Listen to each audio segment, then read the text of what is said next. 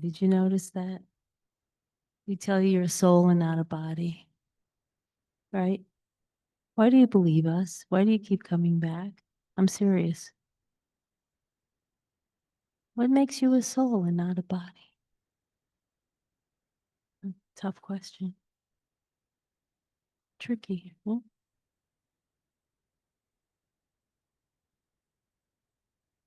What do you think? Why do you come here? Wait. Hello, my Zoom audience. It gives us great joy and love when we're here and we hear wonderful things which we know are true, which we believe in. I look forward to coming here every week.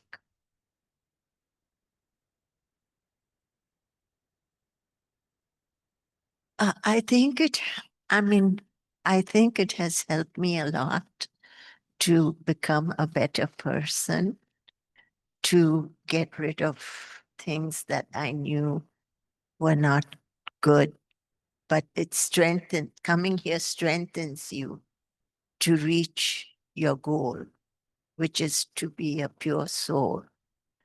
So this is why, and I really love all the people that are here because everybody's always looking so happy and smiling. So the flyer indeed says that happiness and contentment is your natural state. Right? Is it? So why do we spend so much time not being happy? What's going on? Yes. I'm going to ask you to talk into the mic because we have a Zoom audience and I want them to hear you also. But I don't walk as fast as I used to.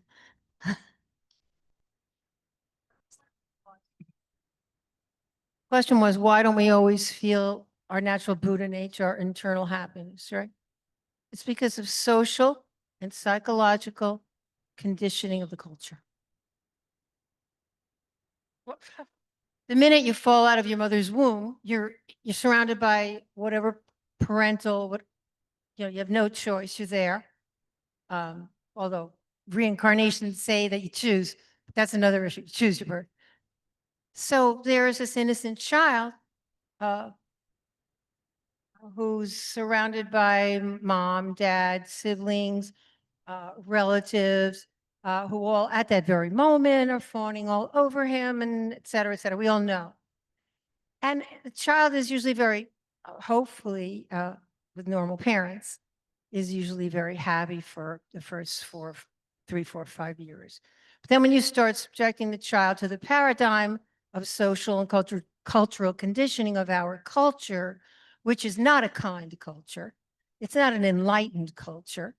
It's, I find it absurdly ignorant culture for children to be raised in. It breaks my heart every day. However, the benefits, of course, we do have chances for enlightenment, but usually it doesn't come until, unless the parents are enlightened themselves. People just have to go through an inordinate amount of suffering in school and at home and in their, whatever, all the environments, until somehow they look up into truth. So is there another culture that you feel does a better job?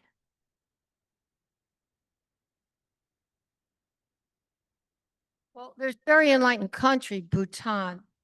Bhutan is a beautiful country. It's located near India, I believe, near India and Tibet, and they're all serious Buddhists. Many of them are enlightened, and it's a nonviolent country. Yeah. You very much. So you mentioned the word nonviolent. So there's something important. So the soul is not violent, but humans are violent, right?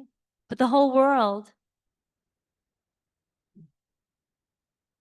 absolutely. So that's what culture does. It teaches us how to be.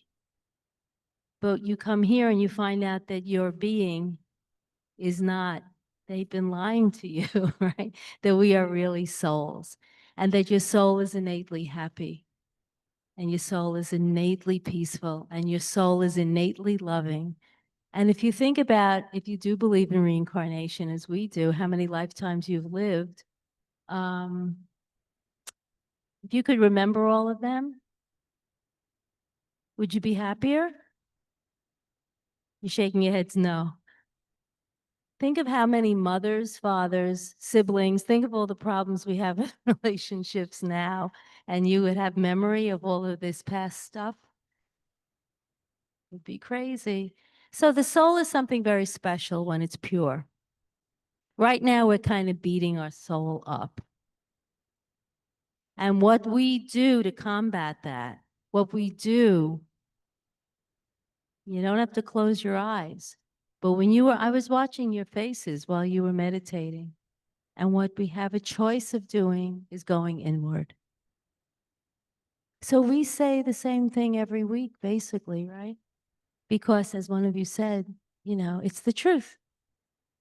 And we believe in the truth. And I personally can't hear the truth enough. And I come here and I meditate alone and I sit in my little meditation room at home. Hi, Jen. Because it's peaceful.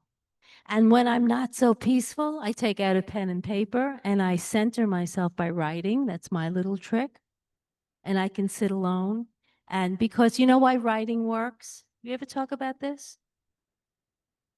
It works because it's focused. And when I'm all cluttered with the world, if I sit down and I like a pen and paper, but I can do it on the computer too, but it's upstairs.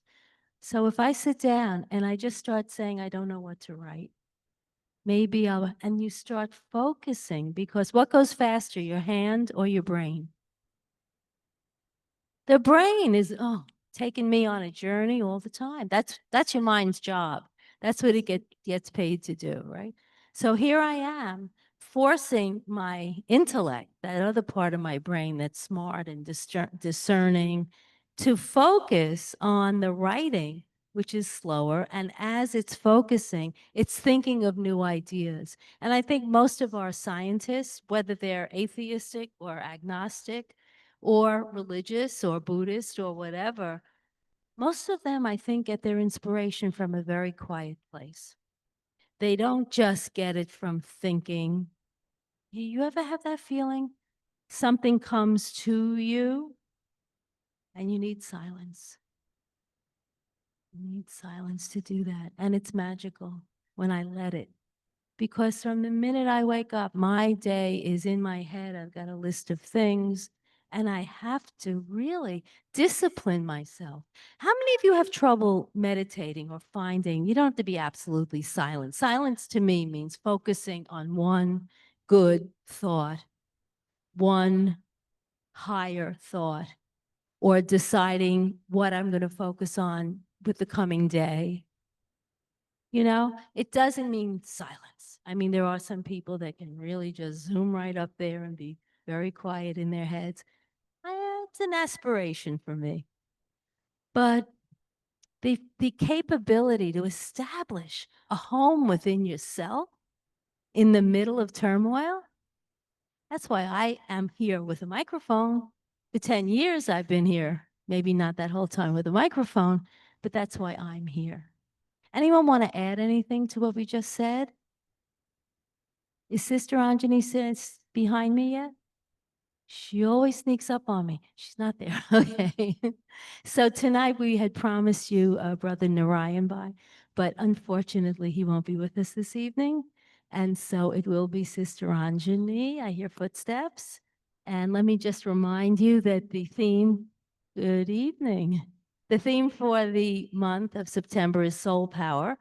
And tonight we will be talking about using spiritual power. And the soul has special abilities that you can't learn by studying a book, right? We agree? I mean, you can learn about Old Testament, New Testament, the Gita, any religious scripture you want.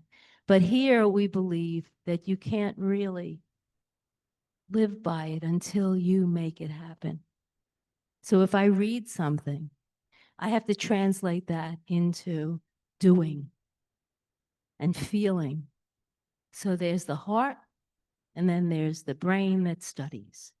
And if the two come together, maybe you'll come back next week, because that's what we do here, right? We're magicians. We turn thoughts into doing and feelings. Any of you know the book, The Scarlet Letter? Nathaniel Hawthorne, classic. How many of you know it and hated it?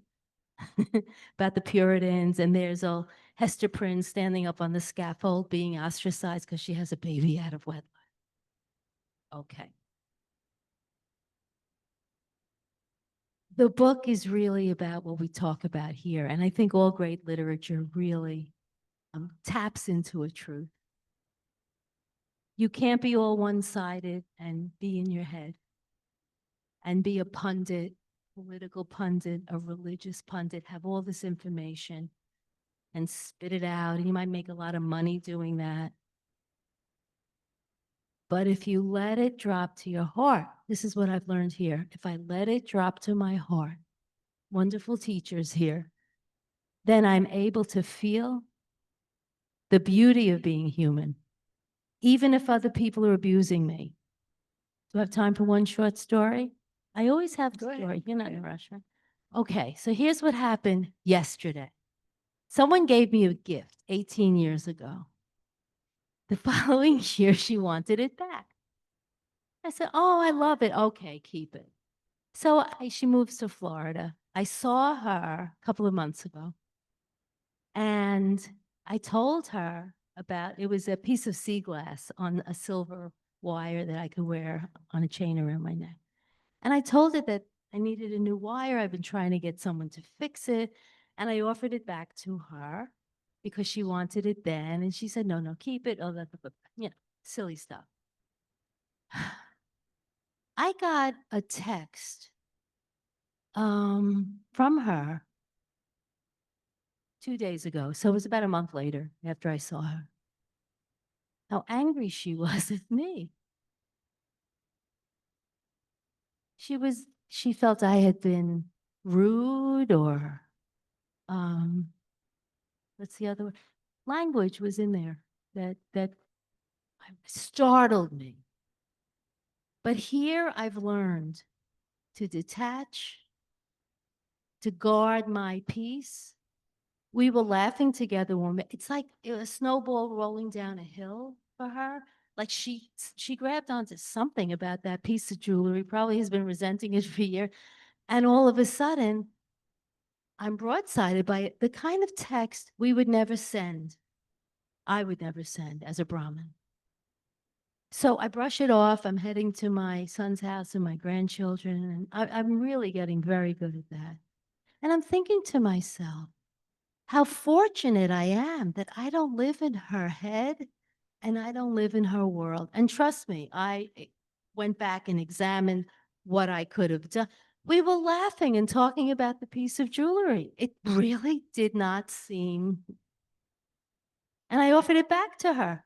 So when people attack or resent or confront you, me, I'll say, it's so easy to let them.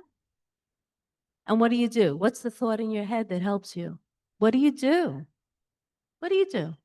If somebody's real boom, boom, boom, you don't get it. What do you do?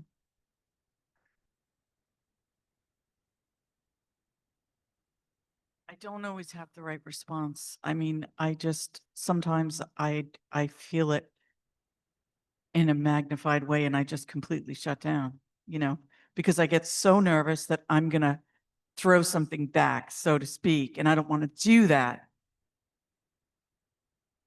Not really.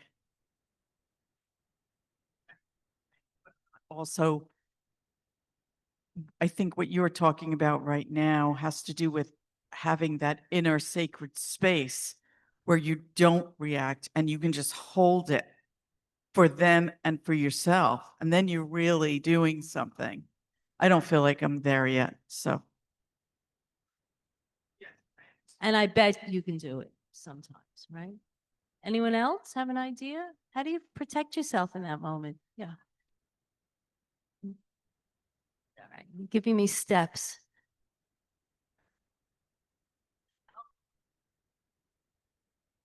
Well, I was listening very carefully to some of the wise things you were saying about the way you've been responding since these teachings have really taken hold. And I know I weave in and out of that. And I think Jen does too, because she's a friend. She's pretty good about a lot of reactions. But so I think I heard you say something, which was you brought it down from went into this chakra. So look, I mean, when you're being bombarded with things that you think are unfair, it's very painful. And I mean, I've been through that a lot in my life. And it's like sometimes it's easy, but the one method is just that if you know that they're not really telling the truth, that you just know, you just go inside and you just know that it's their stuff. It's really not yours. Although it is important to own something, maybe if she said something true, but but so maybe, so it's their stuff, it's their projection, but how, so you let it, so you don't let it touch you on the raw. That's not easy. It's easier, gets easier. No, tell you what I did. I detached from it immediately. That's what shocked me. What I did was I let my body have a visceral reaction because it's doing that my whole life and I'm no kid. So my body will react. That's step one. Okay, powerless. Body goes, whoop, really? But the word I used when I told the story, remember what word I used? I was shocked. That didn't mean it was a knife in my chest. I was surprised, really surprised. It was like, whoa, you know? I assume immediately that that person is having a bad day. And I silently give them good wishes and pure feelings. And it may feel phony. It may feel like you don't mean it because they hurt you. I leave that. I really do. And it may take 30 seconds. It may take a day or two sometimes. But you leave it alone because you don't remember your soul's natural state is to be happy. Absolutely. Great. So we're going to move on to Sister Anjani now, but I just think that it's really important to guard yourself. And if I guard myself against what can hurt me, guess what? I wind up happy. I wind up peaceful, no matter what's going on outside. Yeah? Okay, so tonight, you're going to educate us? The session is over. You told me to talk. I could talk. All right. So without further ado, Sister Anjani, thank you so much. Thank you, Louise. Thank you, thank you, thank you. Om Shanti. Good evening, everyone. How are you? Everyone is doing great. Yes, very well. Okay, I thought today being a very, very special day, 9/11, and it would have been a day that those who were there, those who were not there, those who were observers would have had to use some spiritual power to get by. And even after all these years. So let's have a few minutes of meditation, especially for the souls who have left, the families who are there still going through their sorrows and their sufferings. And so as we remember with peace. We remember with love.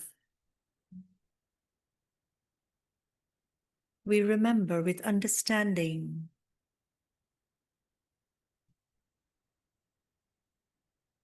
We remember knowing that it was destiny that played out. And so in this moment, as I remember that scene,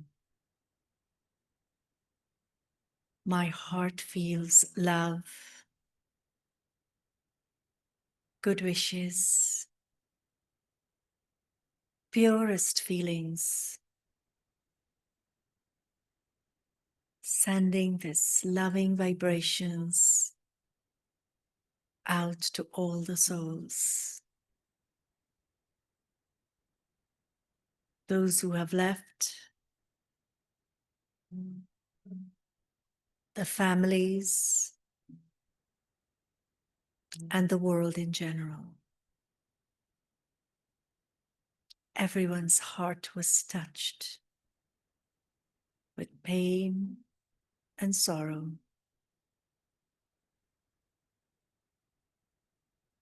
And so let our vibrations of peace help to release that feeling.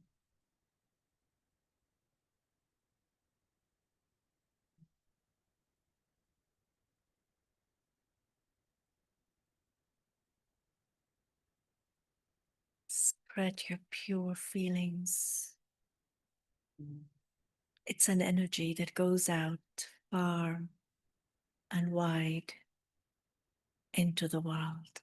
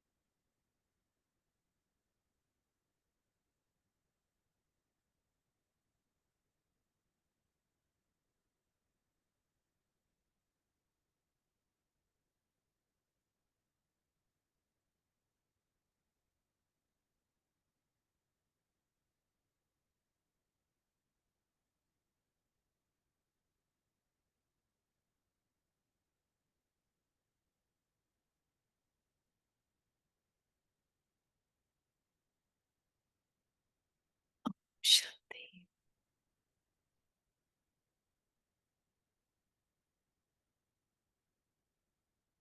So if you have to look back in time, what would have been some of the spiritual powers you would have used at that time? Did anyone was aware that you had to use some powers at that time? You used love. Love for whom?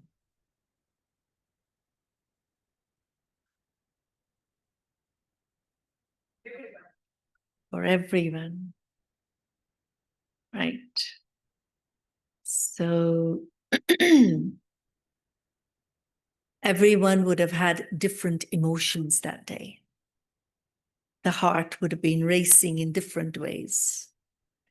Those who had relatives on the towers, like we had one brother, he was there and he always tells his famous story of he was at the 64th floor, but he still made it out. And still trying to help so many on his way out, because being in the tower, they did not know what was happening. But after all these years, when you look back at the scene, what is the feeling? What is the experience now? And what would have been the experience then? That's changed, right? It's not the same feeling. It's not the sorrow. It's not the heaviness. It's not the pain. It's not the suffering. But there is some form of growth that would have happened over the years. And so if you look at life, it presents itself with many, many different scenes and situations. Even if you look at your today, Louise was sharing her story, but everyone would have a story or two or many stories as to where you felt challenged, where we felt challenged. Because if we are not challenged, we will not grow. And so when these challenges come, they're actually biggest gifts in the soul to go back and recognize that that challenge situation is only telling me, you have this, use it. But what we do, we get lost into the scenes and sceneries and the situation and forget what we have, forget who we are, forget who I am. And so instead of becoming the one who thinks, I am the soul, it's not becoming, I have a soul. And so this is what changes the whole experience. And so what I need to be always aware of is that I am. And this is why I like this whole thing, the soul power. One is the soul power, but secondly is God's power. Many times we use soul power and we get by. And we find that, yes, we're able to change certain things that happens in our lives. And then sometimes you hit against the wall and the scene seems to be you're stuck in time. You're stuck with the scene, you're stuck in the time, you're stuck in everything. And the recordings of the scenes keep playing back.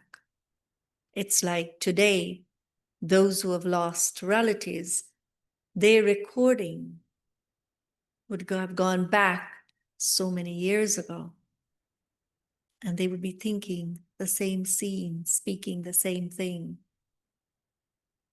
And that goes on for so many people, even on an everyday life. And so what is it that is recorded in me that I would like to play back?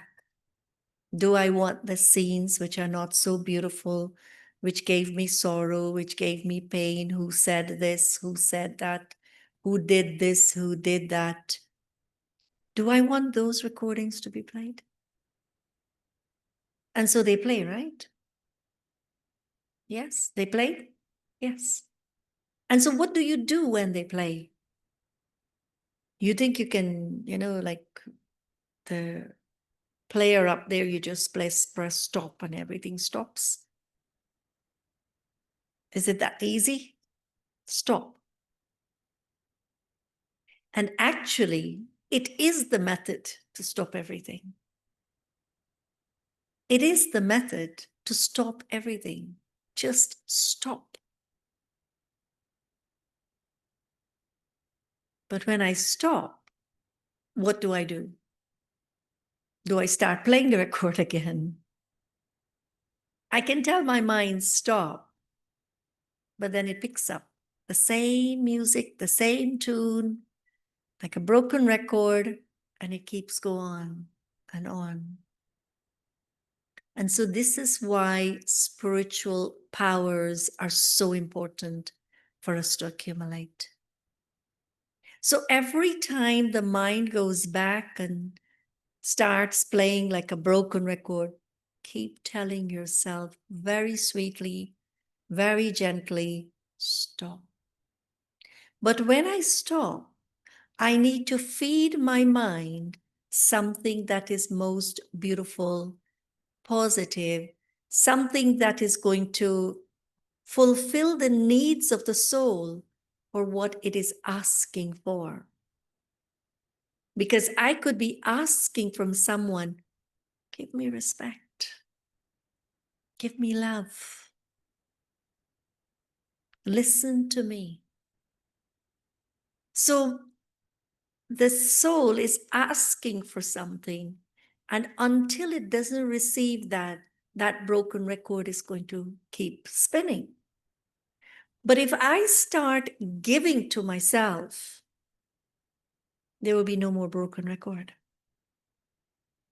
I would remind myself again and again and again. And what starts happening after a while? You can tell yourself, I'm not going there. Stop.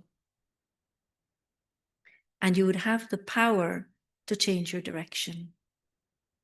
And that is why here it is a study. We are studying every single day in this spiritual university. And what are we studying? We're studying to know ourselves, to understand this mind that is thinking. And I think my mind belongs to everyone who gives me a hard time. I blame them. Do we know what blaming looks like? Anyone? Do you know what it means like and feel like to blame or to be blamed? Yes? To blame and to feel blamed. Someone is blaming you. What happens? All of these is what goes on in the soul. In a minus thinking, in a negative way. We play with these things. And so we get depleted of our energy. And we feel lost. You feel lonely even if you are with people. Because I'm stuck in time. I'm stuck with things. I'm stuck with people. And we hold those things and it drains your power. And so in this study, it is a study to understand that let the past be the past. Don't pick it up. Understand that that past played out for a reason. And if I bring that past into my present, I wouldn't have a present. And also I wouldn't have a future.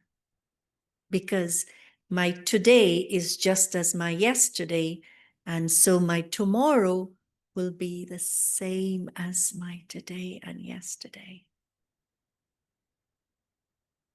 And is that how we want to live? We don't want to live like that. And so this is why knowing that within the self, the soul, there is peace and there is love and there is purity and happiness and name all the qualities that you think you would like to have in your life, you have them. So don't look out for it. Just look inside. Look at the center of the forehead. Go back and sit here on the seat and feel that I am.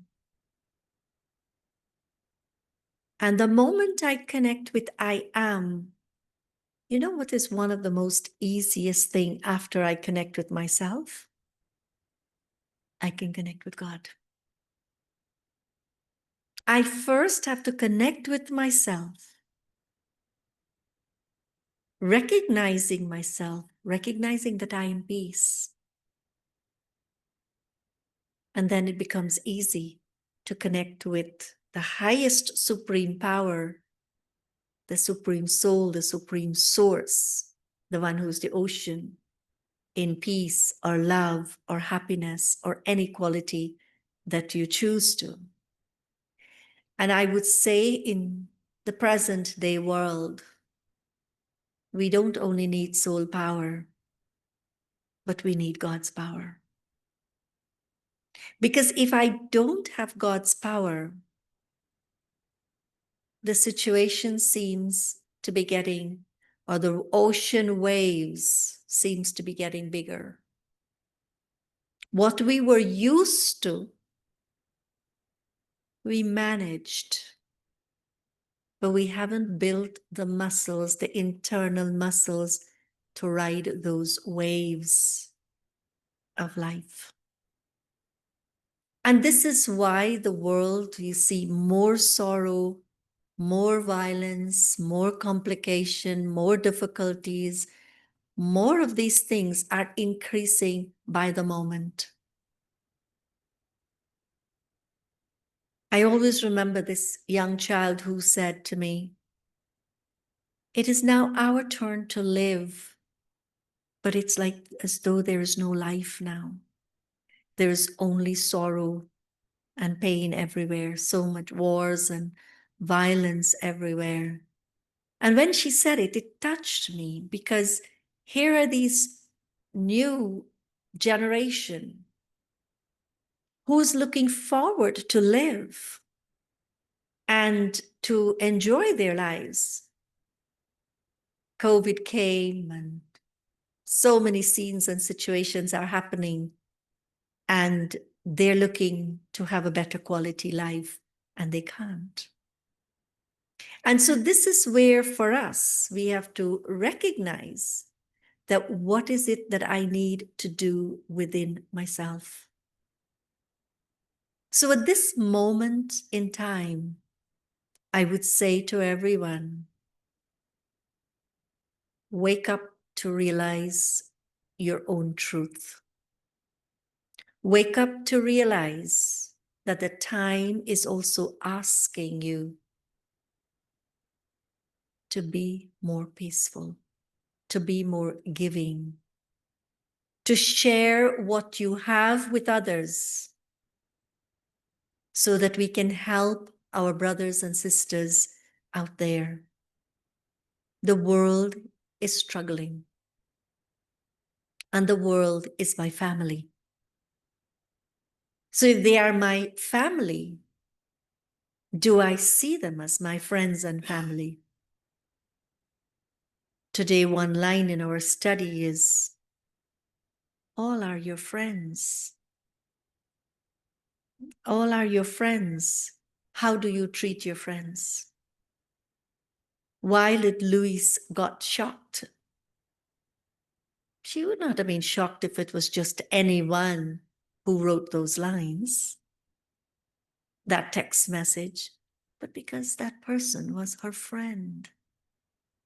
And so friends means for us, friendship means love. Friendship means understanding. It means care. It means compassion. It means a lot of beautiful qualities that comes together that creates friendship. And so when that's not there, then this is the condition, this is the state of our world today. So recognize this time, recognize where you're at. Recognize the importance that when you put that stop, that full stop, you come to a full stop when you're driving and you see that stop sign, what you do? Can you roll over? When you see the stop sign, can you roll over? What do you have to do? If the police is there, what you would do? You'll get a ticket, right? Anyone ever got a ticket at the stop sign? Some people do. Parham, you did? Some people do.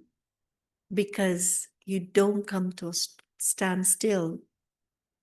And so we get tickets all the time inside.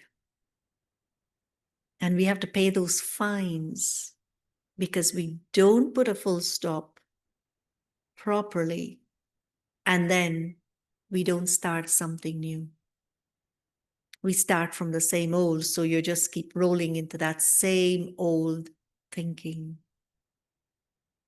So let me learn this art of applying the dot that I am a soul. I am a soul. And let this awareness be so powerful inside. I'm peaceful, I'm light, and I'm pure. So if I think from this place that this is who I am, and I connect with God, how would I see everyone?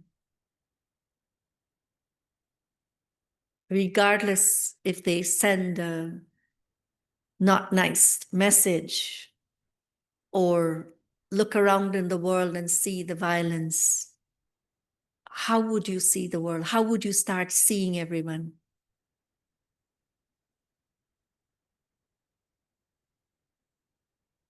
You will start to understand that their souls, but also in their souls, that is their part that they had to play. Can we change anyone? Is there anyone who tried changing anyone? I think we all did. We all tried to change others, right? If you're a mother, forget it. The child has to listen to you. And when the child doesn't listen to you, then what happens? There's conflict in relationship. There's complaints in life that this child doesn't listen to me. But we cannot. We are going against the law of life when we think we can change anyone. Of course, we can create relationships and work through something, but not trying to change anyone. So we know that we can only change ourselves. And so thinking from this place and this beautiful space in ourselves, we would have enough to give. You will have enough to give. Do we like giving? Who likes giving? Yeah, what do you give? What do you give, Tina? You give good wishes. Jennifer, what do you give? Good wishes. Huh? Goodwill. How does that take expression? If I say I have good wishes, how does it take an expression? What do you do? It's something you get inspired to do, something that you have in you, right? You get inspired to do. You recognize someone needing help.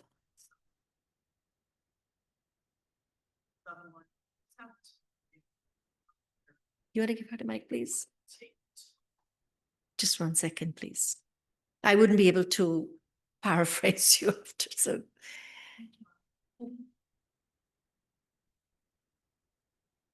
So, this happened to me today. I was in the elevator in my building where I work, and there's this woman.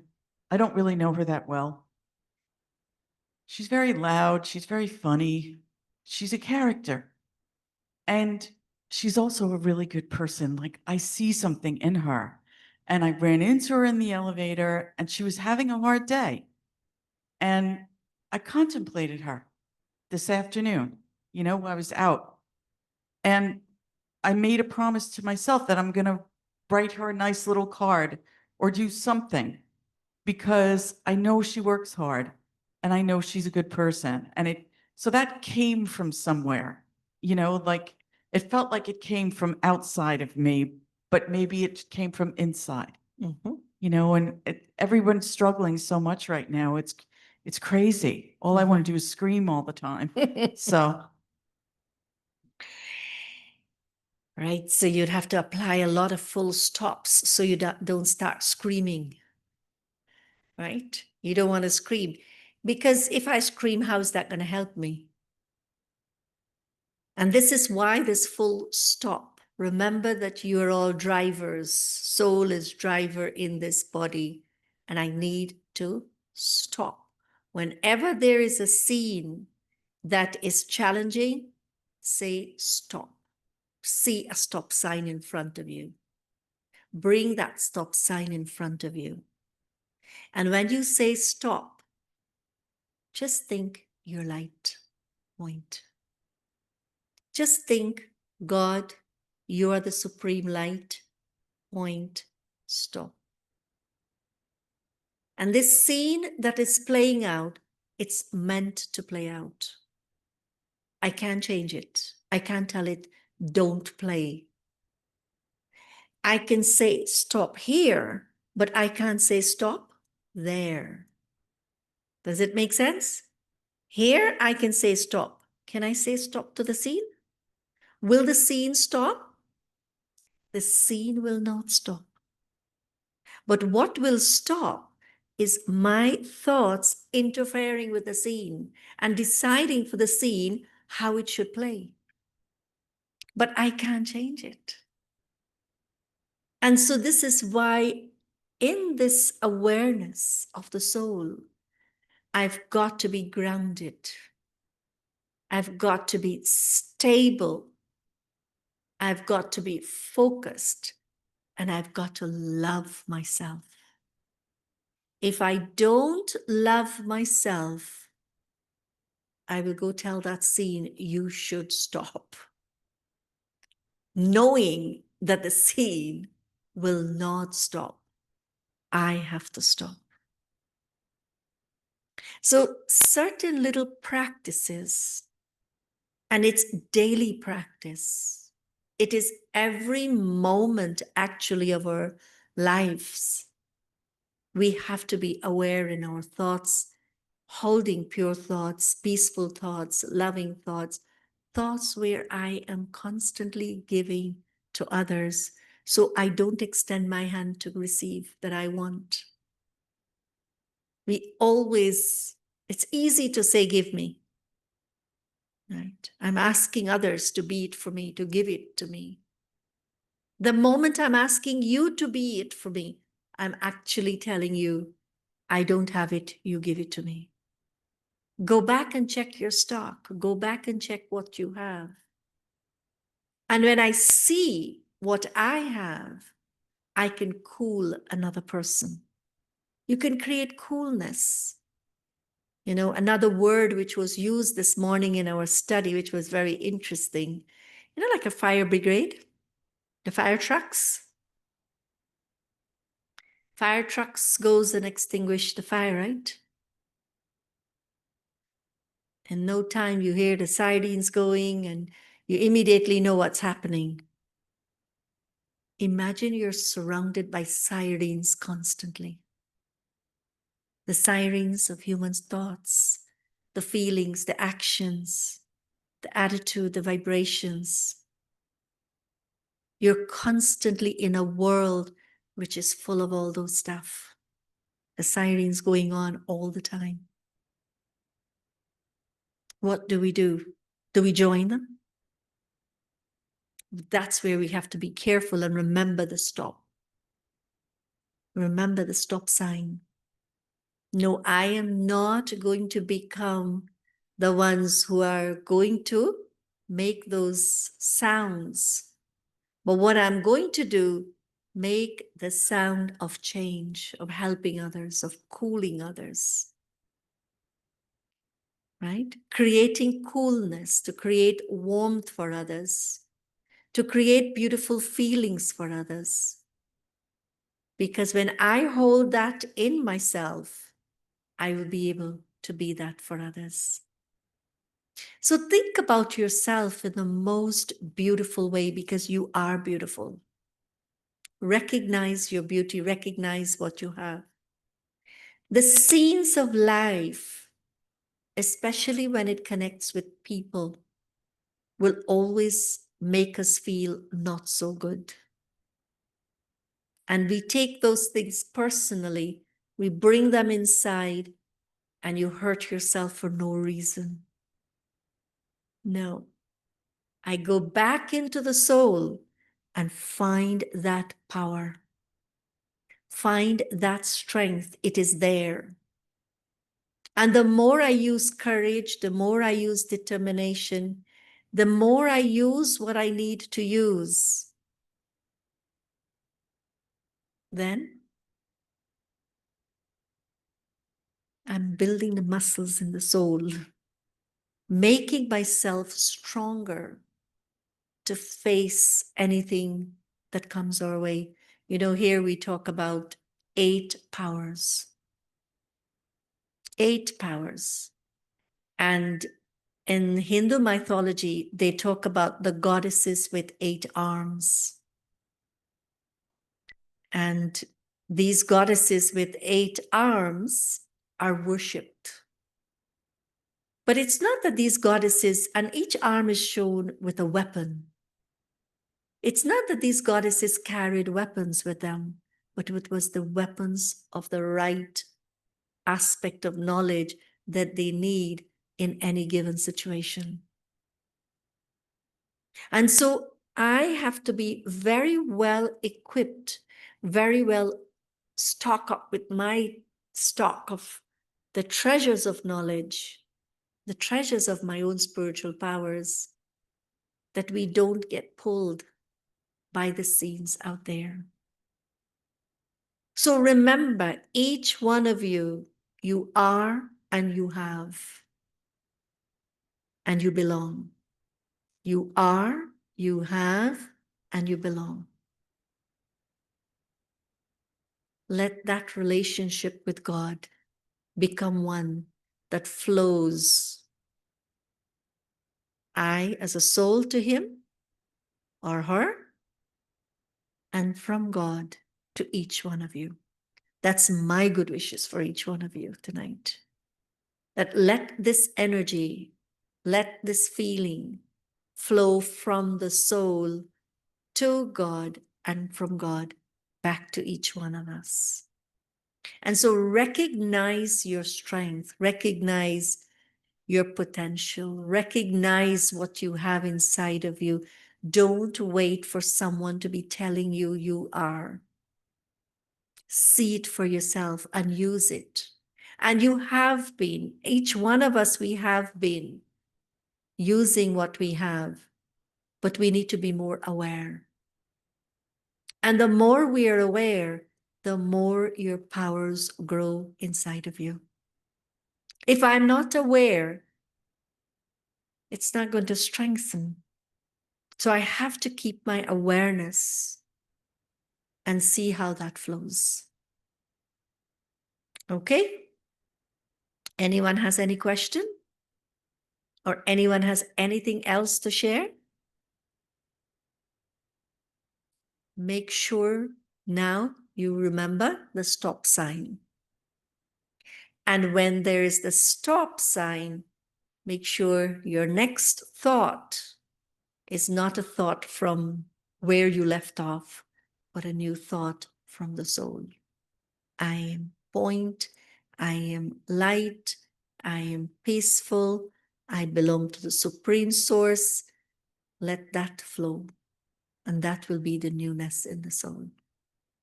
So let's have a few minutes of meditation.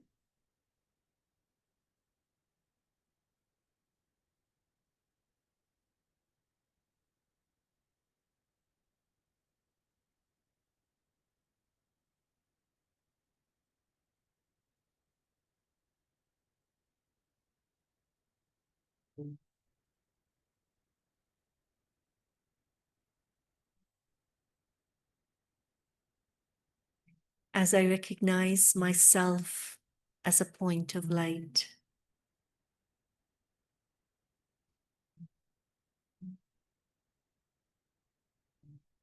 I also recognize that as soon as I think of myself as a being of light, peaceful and pure, all other thoughts becomes insignificant.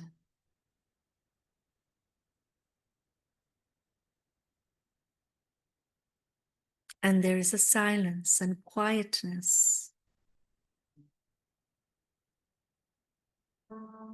that is in this beautiful space of light.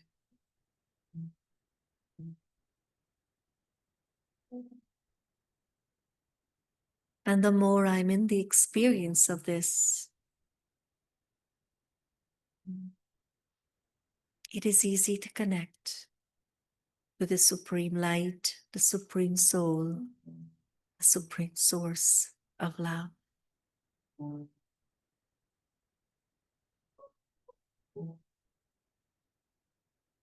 This connection becomes natural, becomes a flowing relationship.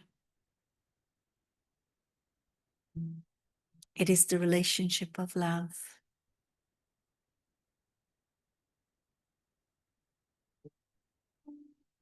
And so at any given moment, as the scenes and sceneries and situations of life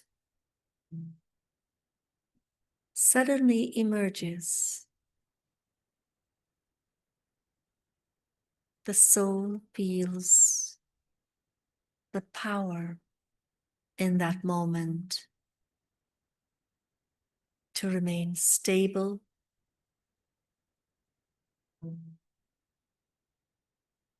to be in its own rights as a soul.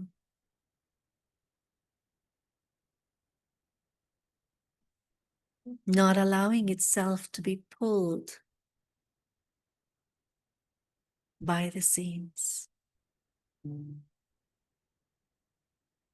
Every soul has a right to play their own part.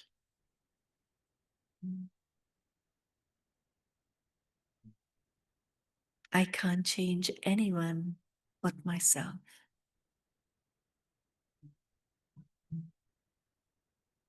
And so I use my spiritual powers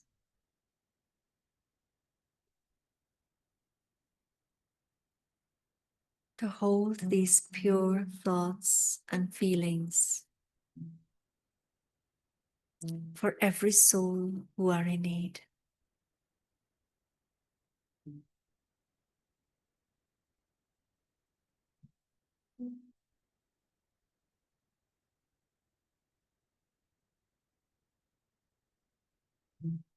Think of them as beautiful lights.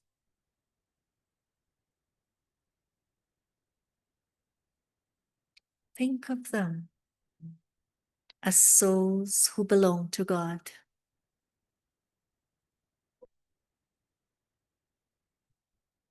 Their story is not my story.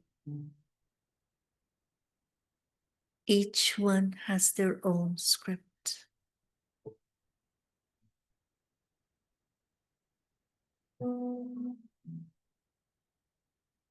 When I take the stories or the scripts of others, I complicate my own script. Let me keep my story simple, beautiful, royal.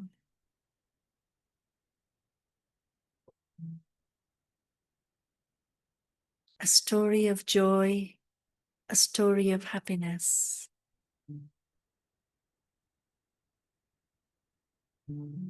And this is what it means to reveal the powers in the soul. Living with these powers.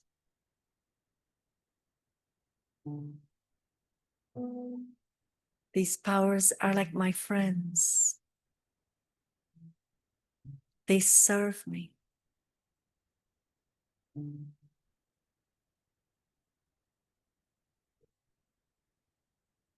And so any scene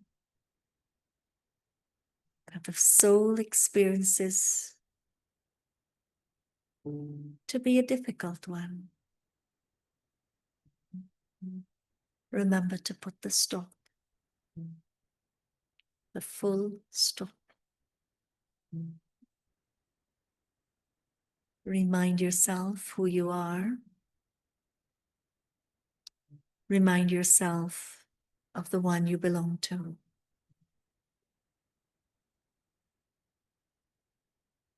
And remind the self that the scenes of life will continue to play out. But I have the right to choose my own part.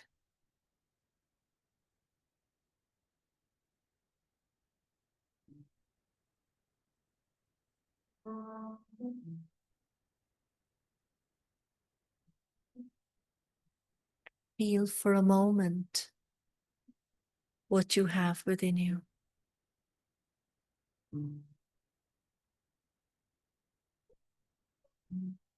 That's how beautiful you are. The qualities are yours. Now use them. Become them and have a happy, happy life. Om Shanti. Shanti.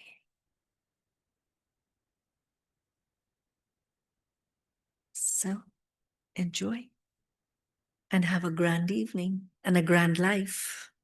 Lovely. Thank you so much. Beautiful, beautiful, and quick. I guess I talked half of it. Anyone have a comment or no? Leave with the peaceful feeling and hold it, right? Do we have an announcement that I'm not? No. Okay. We have Toli and Blessing. Shanti.